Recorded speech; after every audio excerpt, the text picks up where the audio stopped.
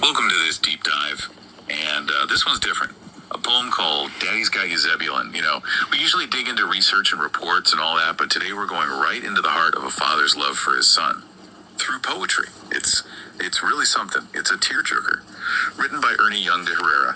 And the thing is, he started writing it way back in 2014, but didn't finish until 2017. Wow. Yeah, there's this like mystery around that gap, you know, like something big happened in their lives. Yeah, that 3-year pause, it definitely adds a whole other layer to the poem. Like there's a deeper story going on behind the words. Right. Okay, so to set the stage, the poem was written to his son Zebulan. And those opening lines, man, they just hit you right in the feels. It starts with, Daddy's got you 22 12s and all. Daddy's got you when you teetered to fall. There's just this powerful sense of protection in those lines, reassurance that Daddy's got you over and over. It almost feels like a promise, you know, a declaration, unwavering love, but also maybe a vulnerability. Like Zebulan really needed that extra reassurance. Yeah, I felt that too, like a mix of strength and tenderness. And then he adds, Daddy's got you in his sombrero, singing you to sleep. So sweet. Right. But I'm curious about the cultural stuff he uses, like sombrero and Torito and Luchador. What do you think those add to the poem? Emotionally, I mean. Well, those terms, they're not just like colorful additions or anything. They actually tell us something about the father, his background, his culture, and the values he wants for his son. Torito, meaning little bull. And then you've got Luchador, my fighter. These terms often have this sense of pride, strength, you know, in Latino families. So it makes you think he's raising Zebulan with a strong connection to his heritage. Maybe even like preparing him to face challenges. Yeah, it's almost like he's shaping Zebulan's identity through those words, right? Exactly. There's this beautiful layer of cultural inheritance in the poem. Okay, so we've got this strong, protective father figure. But then the mood shifts. When Daddy misses you, Zebulan, oh, so much. I look at you in your Brerro so I don't lose touch. Yeah. Now we know they're separated. What's your take on this? Why is the father holding on to this Brerro, which we know is a hat? It's just heartbreaking. You know, he's holding on to this hat, this object, as a way to stay connected, to bridge the distance. There's a deep sense of loss there, a real longing to connect. And people, we often find comfort in objects that remind us of loved ones, especially when we're separated. It's like a physical manifestation of his love and longing for Zebulan. It really makes you wonder what caused this separation. Right. And have you ever had something like that? Like an object that connects you to someone you miss? Oh, for sure. It's such a powerful way to feel connected, even when you're apart. It speaks to how deep human emotions run and that need for tangible reminders of love and belonging, I think. Then the poem gets even more intense. The laments of torture they have caused from taking you from me. He's not holding back the pain, is he? What do you think about that raw emotion? He's just clearly in anguish. You can feel it. It reveals how deep his suffering is from the separation, and he doesn't hide it. He uses torture to convey the intensity of his feelings. You know, it really sets the stage for what comes next. And then he uses this metaphor. Two daddy were two peas in a pod, dos lobos desesperados. Two desperate wolves. Why that imagery, do you think? The Dos Lobos Desesperados is just so striking, so visual. It's more than just sadness, it's deeper. Wolves are all about the pack, right? Loyalty. They howl to communicate across distances. So by saying he and Zebulan are desperate wolves, he's expressing this primal feeling of being incomplete, separated from his pack. And then he says, without you, Yeho Daddy has no howl. Like his very essence, his voice is gone without Zebulan. Absolutely. That howl, it's not just sound, it's connection, belonging, purpose. Without his son, he's lost. He can't fully express himself or find his place. It shows how deep their bond is and how Zebulan being gone has changed him deeply. It makes me rethink those Daddy's Got You lines from the beginning. It's not just reassurance. It's more like a desperate plea, a way of holding on to their connection even though they're apart. That's really insightful. The repetition takes on a whole new meaning, yeah, when you see it through the lens of their separation. And we still haven't addressed the elephant in the room, that 3-year gap in writing the poem. What do you think it says about the father? His journey, I mean. Well, it could mean the separation wasn't simple, you know?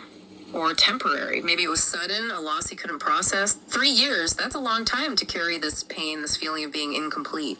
It says a lot about his love for Zebulan and how much the separation really affected him. Yeah, it's like he put all his grief and longing into the poem. It needed time to, I don't know, regroup before he could go on. It really shows how much art how do I say this? How it can be tied to our experiences, reflect what we go through, the good and the bad. Okay, so let's move to that last stanza where he talks about them being together again. He writes, "When Daddy gets you back, and gets you back soon, you and Daddy will wear our Brerros and howl with love and happiness in our hearts at the moon." Quote, quote. It's like the sun coming out after a storm. How does this ending change the feeling of the poem? It changes the whole poem from just sadness to hope. It's bittersweet, you know? It acknowledges the pain, the separation, but it holds on to that belief that they'll be together again. That image of them howling at the moon with their Brerros, it's so powerful. All right, it gives me chills. What do you think about that image? The howling at the moon? It's like a return to being whole, you know? Reclaiming that shared identity. The moon, people associate it with dreams and longing, right? So here becomes a symbol of their future happiness, the place where they can finally howl together, united by love and their heritage. And he emphasizes love and happiness in our hearts. It's not just about being physically together, right? Yeah. It's deeper than that. Right, he wants a connection that's deeper than just being near each other. It shows the impact Zebulan has on him. Emotionally, I mean, like on who he is as a person. And he ends with Te amo, which is I love you in Spanish. Right. It's like this final declaration of his love, you know, unwavering. It's a simple phrase, but so powerful. It reminds us that even when things are really bad, love is still there, you know? It gives you hope, a promise of a better future. This poem has taken us on such a journey. A father's love, the pain of being apart, and then hope is incredible. It's a beautiful example of how poetry can take complex emotions and put them into such a powerful form. It reminds us that we're not alone in our experiences with love, loss, and longing. It makes you think about how we all experience separation in different ways throughout life. It could be distance from loved ones, a broken relationship, or even feeling disconnected from a part of ourselves, you know. That's a deep connection you've made. The poem goes beyond just this father and son. It talks about something universal. We all have those things, those people, those howls that we miss. And finding our way back to them can be tough, but it's so important. Speaking of howls, that really stuck with me. What does it mean to you, and how can our listener relate that to their own life? The howl, it's what's missing, what we long for. That empty space inside us that needs to be filled. It could be something creative we've ignored, a relationship that's faded, a dream we've put aside, or even a part of ourselves we've lost touch with. And finding that howl, getting that missing piece back, it takes looking inward, courage, and being willing to step outside our comfort zones. You got it. It's about finding what makes us happy, what gives us purpose, makes us feel whole, and then taking those steps, maybe small ones, to get back to those things, even if it's scary at first. So to our listener, think about what your howl is right now. What's missing in your life that's making you feel incomplete, like something's not quite right. What would it take to find that howl again? What steps, big or small, can you take today to start that journey? It's a journey, not a destination, and it won't always be easy, but the rewards of finding those missing pieces, they're huge. This deep dive has shown us how poetry can make us feel things and also make us look inward and discover things about ourselves. Who knew a short poem could be so powerful? It reminds us that art can be like a mirror, reflecting our own experiences and helping us understand ourselves and the world better. And sometimes those artistic things can help us find our own voices, our own howls, and reconnect with what really matters. Wow, it's amazing, isn't it, how a single poem can spark such deep conversations and get you thinking, you know? We've talked about so much today, father's love, the culture, the symbolism, it's all in there. Yeah, and what's really striking is how Daddy's Got You, Zebulan manages to be both personal and universal at the same time. It's like, whether you're a parent or a child or just someone trying to figure life out, there's something in this poem that connects with us with our own experiences of connection and separation and longing, you know? It's like Ernesto Young De Herrera, he tapped into something really basic about being human, you know what I mean?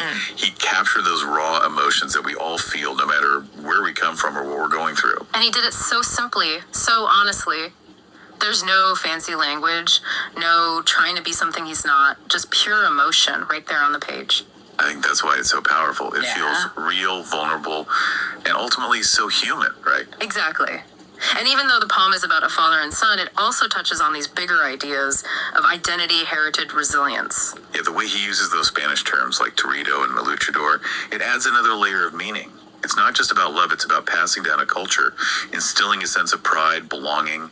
It shows how powerful language and traditions can be, shaping who we are and how we connect with the world.